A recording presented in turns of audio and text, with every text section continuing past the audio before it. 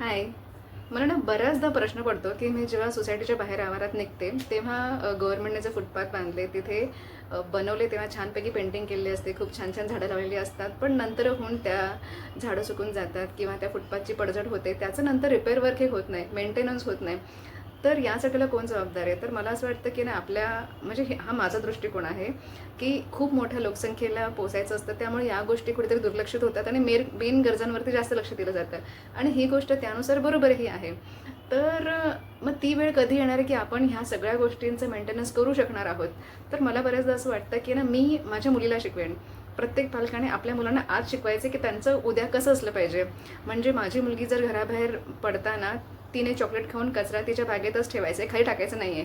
हे जोपर्यंत तिच्या मनाला पटत नाही आहे, तोपर्यंत हा बदल घडणार नाही आहे. त्याने उद्या जाऊन ही लोकं ट्रेन स्वच्छ ठेवतील, रस्ते स्वच्छ ठेवतील आणि एखादी गोष्ट तुटली फुटली असेल, मग हे गव्हर्नमेंटचं ना काम असता आपल्या सगळ्यांचं काम आहे आणि आपण सगळे म्हणून हे रिपेअर वर्क करूया ना. Why to wait for government? तर हा बदल हा आता माझ्या लेवलला मला अगदीच अशक्य वाटतं, because I have so many things to do.